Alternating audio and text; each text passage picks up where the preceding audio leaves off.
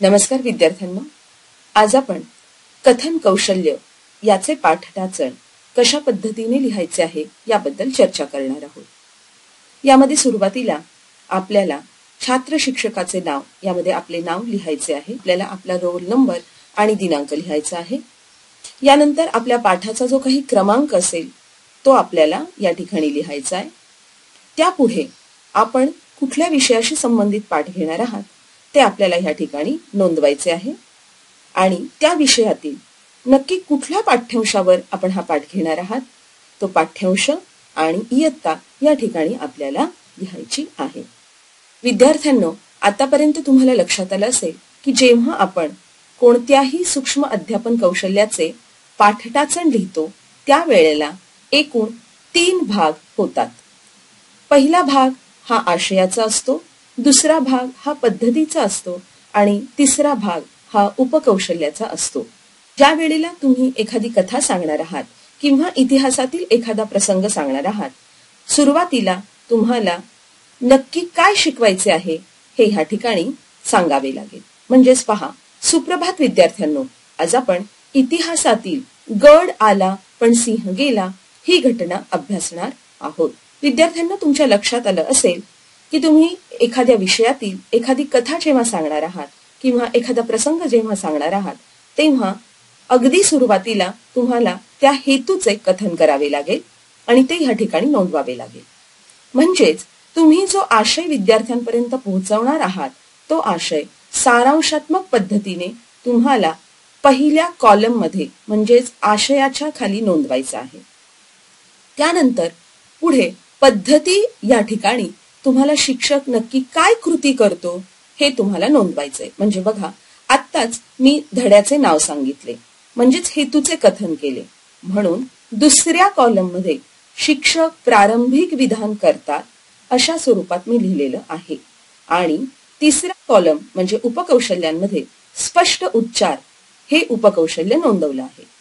याचाच अर्थ जे 3ही कॉलम आहेत ते एक दुसऱ्याशी संबंधित असतात। या ठिकाणी शिक्षकाची कृती लिहिताना एक शिक्षक अशा पद्धतीने आपण लिहित आहोत। यानंतर आपण बघाल पहिल्या कॉलम मध्ये आशयाच्या खाली ज्या काही घटना तुमच्या कथेशी संबंधित आहेत त्या संक्षिप्त स्वरूपामध्ये किंवा सारांशात्मक स्वरूपामध्ये नमूद करण्यात आलेल्या आहेत आणि त्याच्याशी संयुक्तिक असणारी शिक्षकाची कृती ही दुसऱ्या कॉलम मध्ये लिहिण्यात आलेली आहे। जसे की शिक्षक प्रसंगाचे क्रमबद्ध कथन करतात, शिक्षक महत्त्वपूर्ण व्यक्तींच्या नावांचा स्पष्ट उच्चार करतात, शिक्षक हावभावपूर्ण पाठाचे प्रकटन करतात आणि याला योग्य असणाऱ्या उपकौशल्यांचा उल्लेख तिसऱ्या कॉलम मध्ये करण्यात आलेला आहे। म्हणजेच सुसंगतपणा, स्पष्ट उच्चार आणि हावभाव। हे पाठटाचण काढताना लक्षात येईल की येणारे सर्व एकानंतर एक असे क्रमबद्ध प्रसंग आपण डाव्या बाजूला नमूद करतो, त्यानंतर शिक्षकाची कृती नमूद करतो आणि त्यानंतर उपकौशल्य। हे सर्व लिहिताना उपकौशल्य आहेत तेवढी जास्तीत जास्त नोंदवता येतील अशाच पद्धतीने शिक्षकाच्या कृती तुम्हाला लिहाव्या लागतील।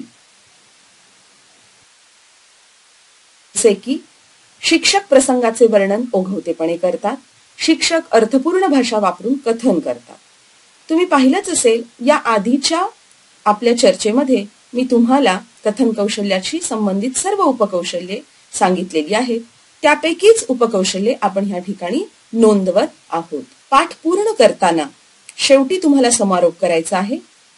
जसे की विद्यार्थ्यांनो, असे होते शिवरायांचे शूर मावळे।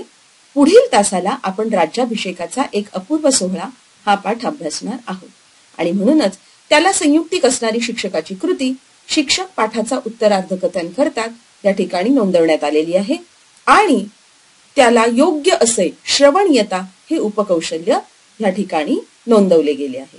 म्हणजे अशा पद्धतीने तुमची संपूर्ण कृती टप्प्याटप्प्याने तुम्हाला आशय या कॉलम मध्ये लिहायची आहे।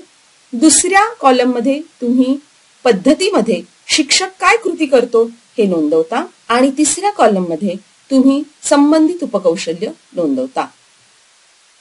यानंतर शेवटी येतं ते फलकलेखन. फलकलेखन करताना दिनांक, विषय, इयत्ता, तुम्ही कोणता घटक शिकवत आहात आणि कोणता उपघटक शिकवत आहात हे या ठिकाणी तुम्हाला नमूद करायचे आहे. धन्यवाद.